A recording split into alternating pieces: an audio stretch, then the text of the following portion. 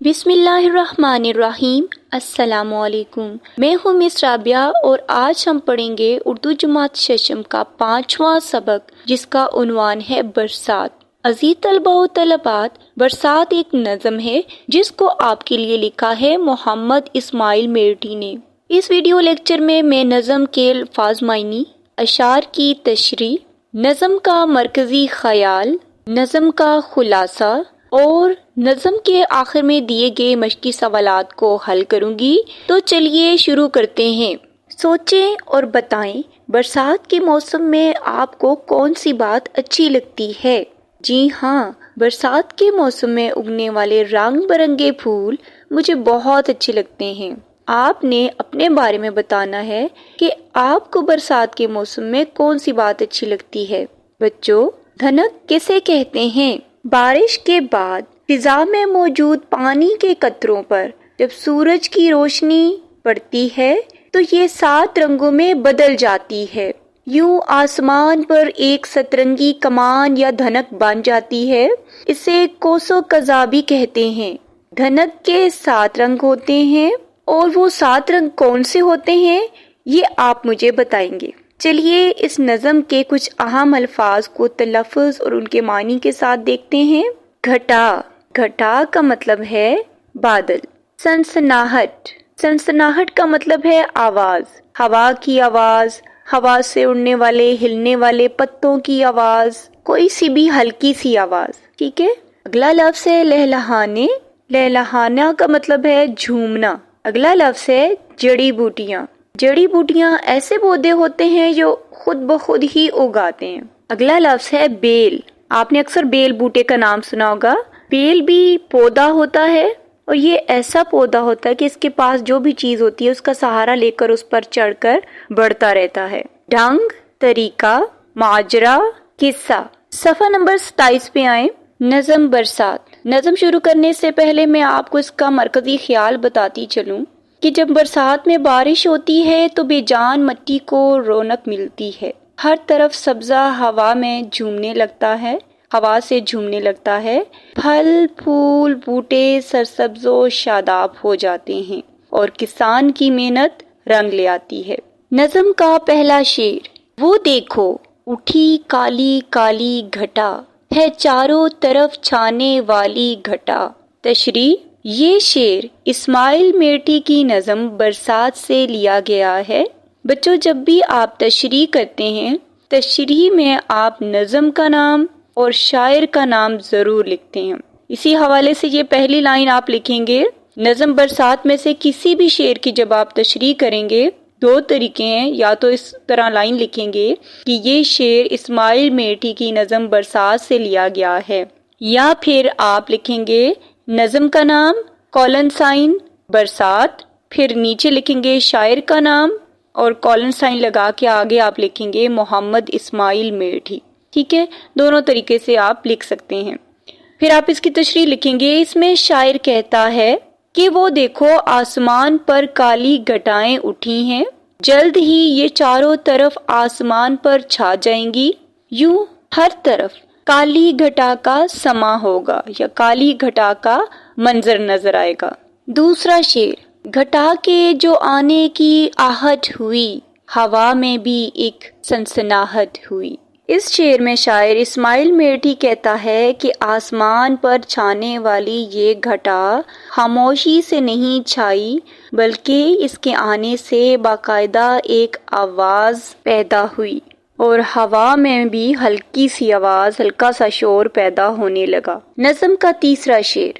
گھٹا آ کر میہ جو برسا گئی، تو بے جان مٹی میں جان آ گئی۔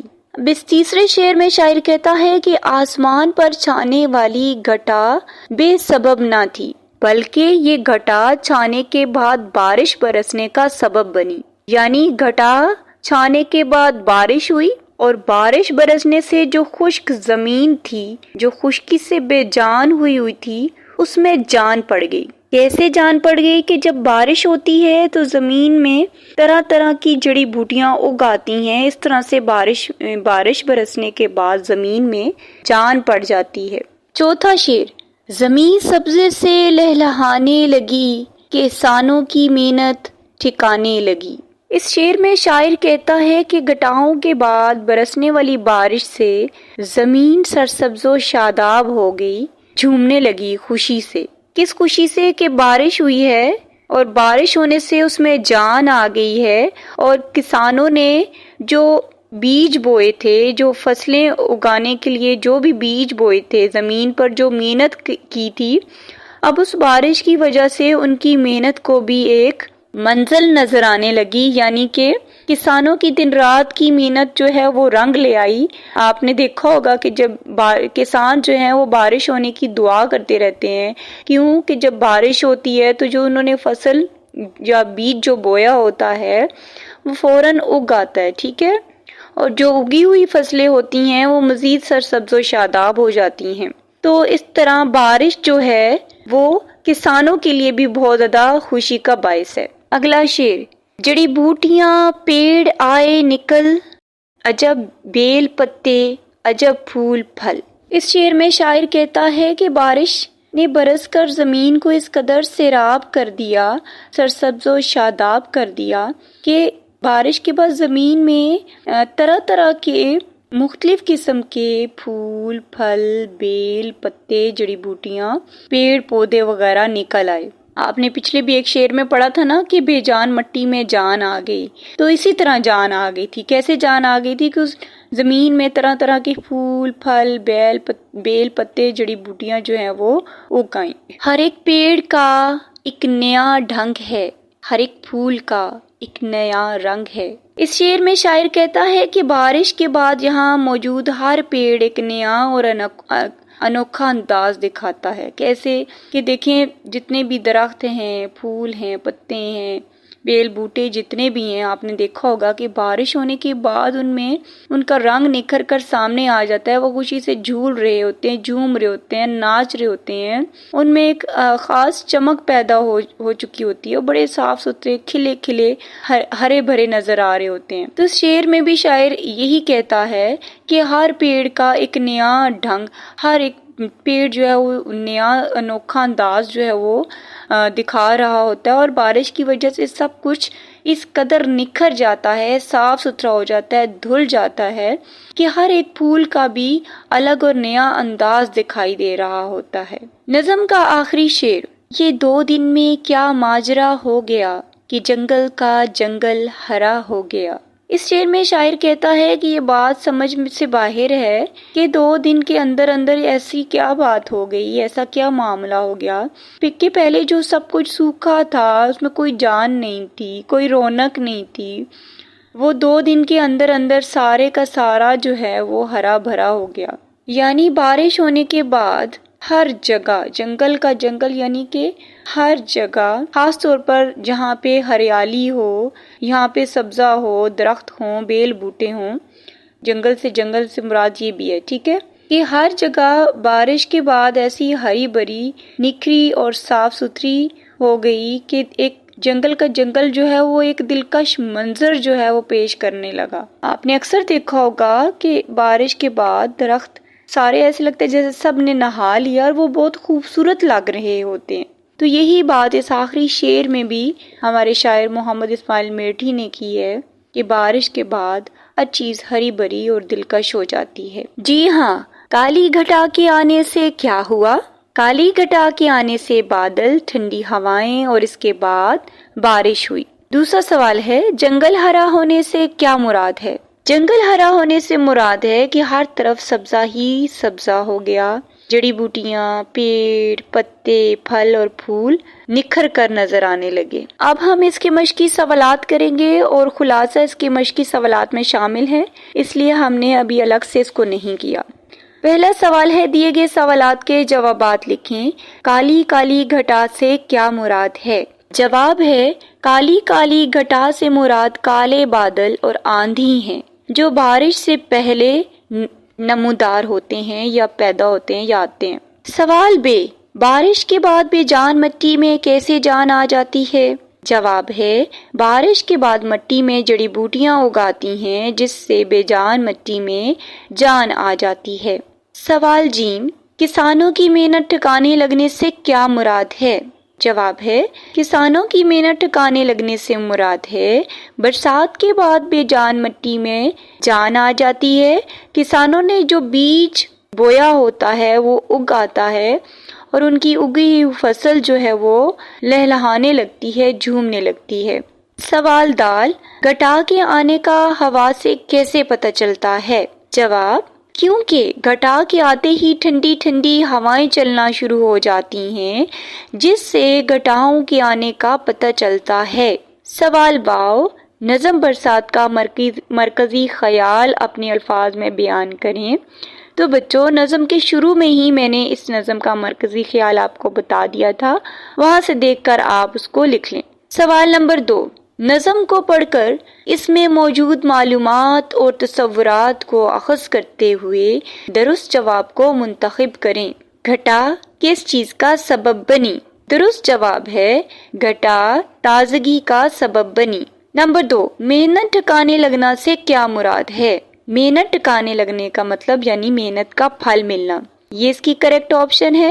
بے جان مٹی میں جان آنا کس سے ظاہر ہوا؟ بے جان مٹی سے جان آنا اس سے ظاہر ہوتا ہے جب کہا کہ جڑی بوٹیاں اگ آئیں، تو کریکٹ آپشن ہے جڑی بوٹیاں اگنا۔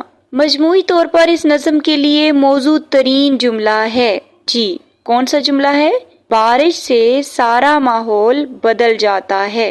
سوال نمبر 3، جماعت میں جوڑی کی شکل میں ایک طالب علم درج ذیل عبارت کو پڑھے اور دوسرا طالب علم آخر میں دیے گئے سوالات کے زبانی جوابات دے۔ سب سے پہلے ہم عبارت کو پڑھ لیتے ہیں۔ ہم تمام دوست مظفر آباد سے وادی نیلم کی طرف روانہ ہوئے۔ مظفر آباد سے 8 مقام کا راستہ نہایت ہی خوبصورت اور دلکش ہے۔ ایک طرف دریائے نیلم کا نظارہ اور دوسری طرف سرسبز پہاڑ اور بہتے ہوئے جھرنے ایک دلکش سما باندھ رہے تھے۔ ان آبشاروں اور ندیوں نے ہمارے سفر کو دلچسپ اور آسان بنا دیا۔ آج بھی ہم ان نظاروں کے بارے میں سوچ کر فرحت اور دلکشی محسوس کرتے ہیں۔ سوال الف، تمام دوست کہاں جا رہے تھے؟ جواب ہے تمام دوست مظفر آباد سے وادی نیلم کی طرف جا رہے تھے۔ دوسرا سوال ہے مظفر آباد سے 8 مقام کے راستے کی خوبصورتی بیان کریں۔ مظفر آباد سے 8 مقام کا راستہ نہایت ہی خوبصورت اور دلکش ہے۔ ایک طرف دریائے نیلم کا نظارہ اور دوسری طرف سرسبز پہاڑ سے بہتے ہوئے جھرنے ایک دلکش سما باندھ رہے تھے۔ ان آبشاروں اور ندیوں نے ہمارے سفر کو دلچسپ اور آسان بنا دیا۔ زبان سیکھیے میں چوتھا سوال ہے، درج ذیل جملوں میں خط کشیدہ الفاظ کی جگہ ان کے متضاد الفاظ لکھ کر دوبارہ جملے بنائیں۔ خط کشیدہ یعنی کہ جن کے نیچے آپ کو ایک لائن نظر آ رہی ہے، خط لائن کو کہتے ہیں، ٹھیک ہے۔ اور متضاد الفاظ کیا ہیں؟ متضاد الفاظ یعنی کہ الٹ۔ الف، آج کا سبق انتہائی آسان ہے۔ آسان کا متضاد ہے مشکل، اس کو ہم دوبارہ کیسے لکھیں گے؟ آج کا سبق انتہائی مشکل ہے۔ بے، بابر نے نیا موبائل خریدا۔ نیا کا متضاد یا الٹ ہے پرانا۔ جملے کو دوبارہ ہم ایسے لکھیں گے کہ بابر نے پرانا موبائل خریدا۔ جی، میرا بھائی بے حد چست لڑکا ہے۔ چست کا متضاد ہے سست، اور اس جملے کو دوبارہ ہم لکھیں گے اس طرح سے، میرا بھائی بے حد سست ہے یا سست لڑکا ہے۔ دال، دشمن کو ڈرپوک نہیں سمجھنا چاہیے۔ ڈرپوک کا متضاد ہے بہادر، کو آپ کیسے لکھیں گے کہ دشمن کو بہادر نہیں سمجھنا چاہیے۔ اگلا ہے اجنبی شخص کو شک کی نظروں سے دیکھا جاتا ہے۔ شک کا متضاد ہے یقین اور اعتماد، کو ہم لکھیں گے اجنبی شخص کو یقین کی نظروں سے یا اعتماد کی نظروں سے دیکھا جاتا ہے۔ سوچئے اور لکھیے۔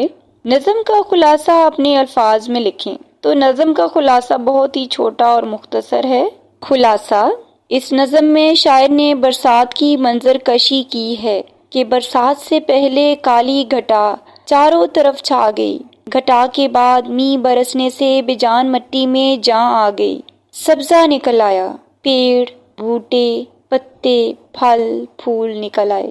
کسان کی محنت رنگ لے آئی اور یوں سارا جنگل سبزہ ہو گیا، سرسبز ہو گیا، یا سرسبز و شاداب اور دلکش ہو گیا۔ سوال نمبر 6 ہے، بارش کی وجہ سے پیش آنے والے حادثات سے کیسے بچا جا سکتا ہے؟ ایک پیراگراف لکھیں۔ تو بچوں ہم ایک چھوٹا سا پیراگراف لکھیں گے۔ پیراگراف ضروری نہیں ہے کہ آپ آدھے صفحے کا ہی پیراگراف لکھیں۔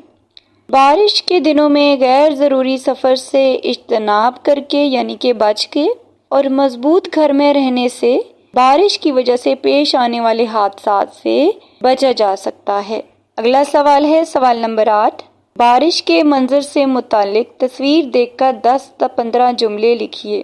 اب آپ کے سامنے ایک منظر پیش کیا گیا ہے، تصویر ہے، یعنی کہ منظر کشی سے متعلق سوال ہے، آپ کے پیپر میں اکثر آتا بھی ہے۔ اس طرح کے سوال میں سب سے پہلے آپ نے دیکھنا ہے کہ سین کون سا ہے۔ اب آپ اس تصویر میں دیکھ رہے ہیں کہ بادل ہیں، بارش برس رہی ہے، ٹھیک ہے۔ دوسرا آپ نے دیکھنا ہے کہ کون کون سی چیزیں ہیں، ٹھیک ہے، لوگ ہیں، چیزیں کون سی ہیں، جگہ کون سی ہے، پھر اس کے مطابق آپ نے اس پہ لکھنا ہے۔ شروع کرتے ہیں۔ اس تصویر میں خوبصورت کالی کالی گھٹائیں چھائی ہوئی ہیں، پہاڑ بھی بہت خوبصورت لگ رہے ہیں، ٹھنڈی ٹھنڈی ہوائیں دل کو لبھا رہی ہیں۔ تھوڑی دیر بعد کالی کالی گھٹائیں بادل بن کر برسنا شروع ہو گئی ہیں۔ بارش کے برسنے سے موسم اور خوشگوار اور دل نشیں ہو گیا ہے، دلکش ہو گیا ہے۔ سبزہ اور درخت کھل کر اور خوبصورت ہو گئے ہیں، سڑکیں بھی دھل گئی ہیں اور نکھری نکھری اور صاف ستھری نظر آ رہی ہیں۔ آسمان بھی بارش کے بعد نکھر گیا ہے۔ بارش کا یہ منظر بہت دلکش اور خوبصورت ہے۔ مجھے بارش کا منظر بہت پسند ہے۔ تو بچوں یہ تھا ہمارا آج کا سبق نظم برسات۔ امید کرتی ہوں کہ آپ کو سمجھ آ گئی ہوگی۔ اگلے ویڈیو لیکچر میں ہم اگلے سبق کو پڑھیں گے۔ تب تک کے لیے اللہ حافظ۔